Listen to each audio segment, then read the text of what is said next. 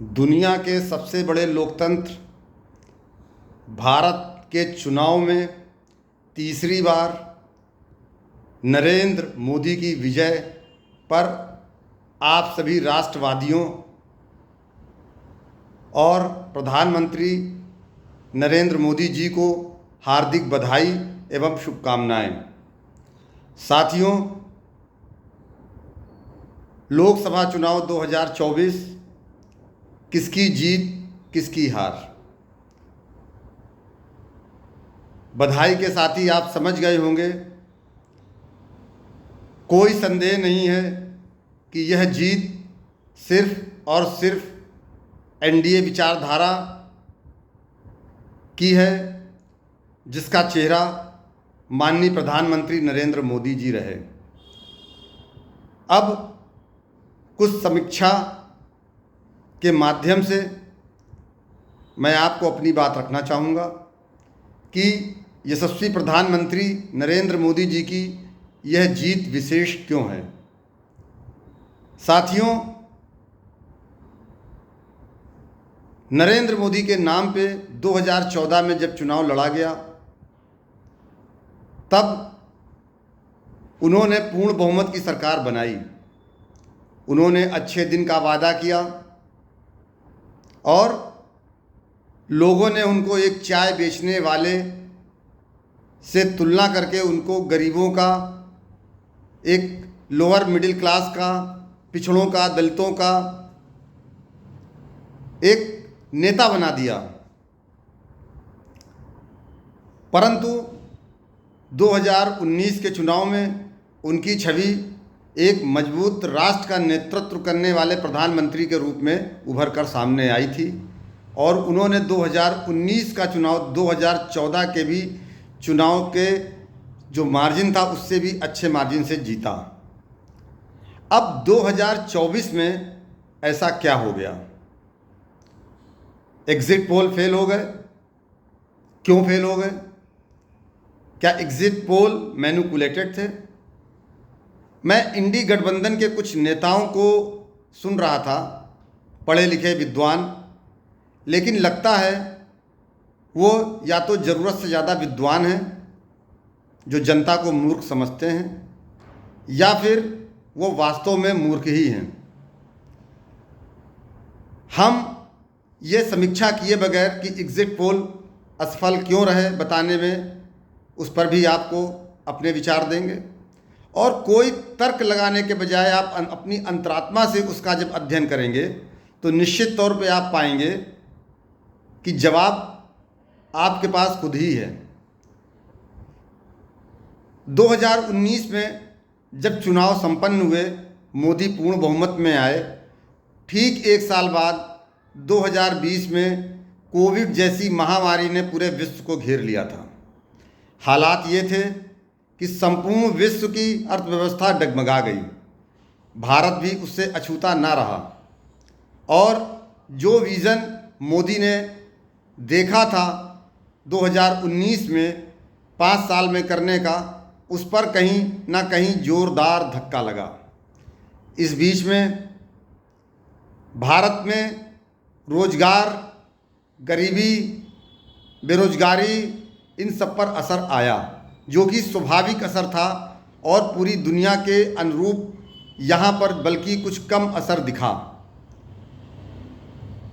लोग बेरोजगार हुए, गरीबी बढ़ी थोड़ी सी। उसके बावजूद भी नरेंद्र मोदी के प्रयासों ने इस भारत के किसी भी नागरिक का चूल्हा बुझने नहीं दिया। उन्होंने राष्ट्र के प्रति अपनी समर्पण भाव को सबके सामने रखा। अब चूंकि एक कहावत है, भूखे पेट ना भजन होए गोपाला, और सत्ता का लाभ, सत्ता पर काबिज होने की मंशा रखने वाले विपक्षी इंडी गठबंधन के लोग, जिनको सत्ता के अलावा किसी चीज़ से मतलब नहीं, उन्होंने इस समय गरीबी, बेरोजगारी और रोजगार को एक मुद्दा बनाया। उनको पता था कि कोविड के बाद देश की आर्थिक व्यवस्था डगमगा चुकी है, लेकिन मोदी जी के प्रयासों से उतनी डगमगाई नहीं जितनी वो कल्पना कर रहे थे। इंडी गठबंधन कांग्रेस के नेतृत्व में भगवान से मनाता रहा कि भारत की संपूर्ण व्यवस्था चौपट हो जाए, परंतु मोदी की कर्मठता ने ऐसा होने नहीं दिया। तब उन्होंने साथ ही साथ संविधान के बदलाव को भी एक मुद्दा बनाने का प्रश्न किया, क्योंकि संविधान भीमराव अंबेडकर जी के इस देश को चलाने के लिए एक महान व्यवस्था है। उसके अनुरूप लोगों को डराने का काम करने का बीड़ा कांग्रेस ने एक फेक नैरेटिव के लिए फैलाया। उन्होंने ये देखा कि भारत की जनता आज बेरोजगारी से परेशान है। कोविड का असर धीरे धीरे कम होना शुरू तो हुआ है, परंतु अभी पर्याप्त मात्रा में ख़त्म नहीं हो पाया था। उसका असर आर्थिक व्यवस्था पे दिख रहा था। तब इन्होंने ज़बरदस्त तरीके से इसको एक मुद्दा बना दिया। साथ ही साथ मजहब के लिए वोट करने वालों, जो कि जिनका एकमात्र उद्देश्य होता है कि मोदी को किसी भी कीमत पर सत्ता में आने नहीं देना है, फिर चाहे वोट किसी को भी देना क्यों ना पड़ जाए। कमोवेश ये भी संख्या पूरे भारतवर्ष में 15-16% है, जिसमें करीब 30% बंगाल में और करीब 24-25% उत्तर प्रदेश में भी है। इनको कोई भी लाभ दीजिए, क्योंकि इनको पैदा होना है तो अपने इस्लाम के लिए और मरना है तो अपने इस्लाम के लिए। उनको सीधा सीधा रास्ता ये दिग्भ्रमित किया गया है बता करके कि हमें पूरी दुनिया को इस्लाम कबूल करवा देना है, तो उनसे तो आप उम्मीद नहीं कर सकते। परंतु जो राष्ट्र की सोच रखते थे, आप उनसे उम्मीद करते हैं। चुनाव के दौरान जब ये मुद्दे हावी होने लगे तो एक गरीब आदमी, एक रिक्शा खींचने वाला, उसको एक लालच दिया गया 1 लाख रुपए साल का एक घर की महिला को देने का वादा किया गया। परिवार में, प्रत्येक परिवार में महिलाएं हैं, तो आप यूँ कह सकते हैं कि प्रत्येक गरीब परिवार की महिलाओं को 1 लाख रुपए देने का सालाना वादा किया गया। 25 लाख रुपए स्वास्थ्य बीमा के लिए, एक पक्की नौकरी। ये एक लोअर मिडिल क्लास का सपना होता है और इनको मिलना भी चाहिए। परंतु देश की स्थिति क्या है, देश की आर्थिक व्यवस्था क्या है, आप इसको कैसे ला के देंगे, इस पर भी आपको कार्य करने की आवश्यकता होती है। परंतु सन 47 से देश पे सत्ता करने के लालच ने पहले मजहब के आधार पर इस देश को बांटा। उसके बाद इस देश पे सत्ता करने के लिए 40 साल तक गरीबी हटाओ, बेरोजगारी हटाओ का नारा देकर के शासन करते रहे कांग्रेस और उनके सहयोगी। परंतु शुरुआती 40 साल में कभी भी गरीबी हटा नहीं पाए। कारण क्या था कि यह सिर्फ गरीबों को एक लॉलीपॉप देने का काम करते रहे, उनको दिग्भ्रमित करने का काम करते रहे और उसके पश्चात सत्ता का सुख भोगते रहे, अरबों खरबों की संपत्तियां बनाते रहे। जब नरेंद्र मोदी ईमानदारी पूर्वक काम करना उन्होंने शुरू किया, तब इन सबको लगा कि अब दुकान बढ़ जाएगी। आज की तारीख में यह किसी भी स्तर पर पहुंच सकते थे। तब इन्होंने ऐसे झूठे प्रलोभन इस जनता को दिए कि 1 लाख रुपए सालाना हम आपको देंगे, 8,500 रुपये खटाखट आपके अकाउंट में प्रति माह आएगा, एक पक्की नौकरी आपको मिल जाएगी। और हमारे देश की जनता एक उम्मीद लगाए रहती है कि 10 साल में कुछ नहीं मिला, हो सकता है इनसे कुछ मिल जाए। पर उसने ये नहीं सोचा कि यह कैसे देंगे, कहाँ से लाएंगे। आप भी अपने घर में अपने घर की व्यवस्था को चलाने के लिए पूरा हिसाब किताब करते हैं कि आपकी आमदनी कितनी है, उसमें से किस किस मद में कितना खर्चा करना है। परंतु जब देश की बात आती है तो आपको कोई भी नेता भ्रमित कर देता है और आप हो जाते हैं। इसका परिणाम ये हुआ कि लोग दिग्भ्रमित हुए और उन्होंने ये उम्मीद लगा करके कि काश हमको 8,500 रुपये महीना मिल जाएगा, काश हमको एक पक्की नौकरी परिवार को मिल जाएगी, काश हमको 25 लाख रुपए का बीमा मिल जाएगा। अरे आप ये बताइए कि सारा इलाज मुफ्त होगा, जितना भी खर्चा आएगा सरकार वहन करेगी, उसको ट्रैक करेगी तो समझ में आता है, या फिर उतनी अमाउंट आप दीजिए जितनी सरकार वहन कर सके। आप अपने देश को बेच करके कोई भी कीमत नहीं चुका पाएंगे, इतना कन्फर्म है। उन लोगों ने वोट दिया, नतीजा ये हुआ कि आपको कुछ सीटें ज़्यादा मिल गईं, परंतु एक प्रचंड जीत की ओर एक विचार का भी उदय दिख गया। जहां आपने 1 लाख रुपए देने की बात कही थी, वहां जहां आपने एक पक्की नौकरी देने की बात कही थी, वहां, और जहां आपने 25 लाख का बीमा की बात करी थी, वहां एक राष्ट्रवादी बहुमत की बहुसंख्यक जनता जो ये जानती थी कि राष्ट्र का हित इन झूठे दिग्भ्रमित करने वाले बयानों में, मुद्दों में नहीं है, उन्होंने राष्ट्रवाद की तरफ जाना उचित समझा। और हर्ष का विषय है कि आज 240 सीटें अकेली मोदी के चेहरे पर भारतीय जनता पार्टी को मिली और कुल 292 सीटें एनडीए को मिली, जो कि सरकार के 272 के बहुमत के आंकड़े से ज़्यादा हैं। ये बहुमत एनडीए सरकार को मिला है। तो इस तरीके से राष्ट्रवाद के लिए जिन लोगों ने वोट किया, उनकी संख्या उन सबसे ज़्यादा रही जिन्होंने जनता को दिग्भ्रमित करके वोट लिया।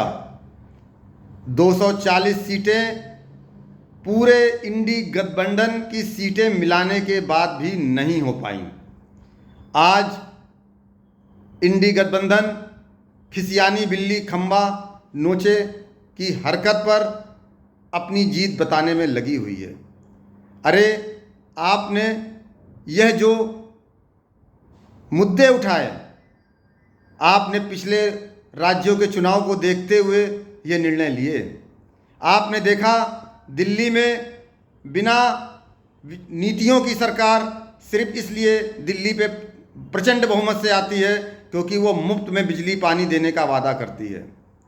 पंजाब में बिन मुद्दों की, बिन नीतियों की सरकार प्रचंड बहुमत में आती है क्योंकि वो वहाँ पर भी मुफ्त देने का वादा करती है। मुफ्त देना कभी बुरा नहीं, परंतु यह सहयोग के रूप में होना चाहिए। मनुष्य को, मानव को, भारत की जनता को एक सहयोग के रूप में, उनको आत्मसम्मान से जीवन जीने की दिशा में बढ़ाए जाने वाले कदम के रूप में होना चाहिए।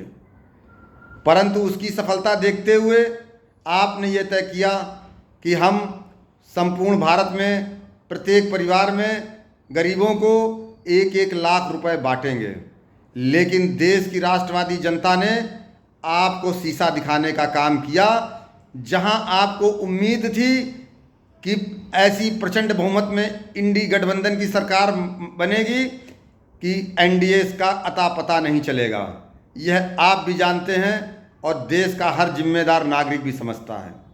परंतु आप खिसियानी बिल्ली की तरह खंबा नोचते रह गए और मोदी के नाम पे अकेले 240 सीटें उनके राष्ट्रवाद के नाम पर मिली।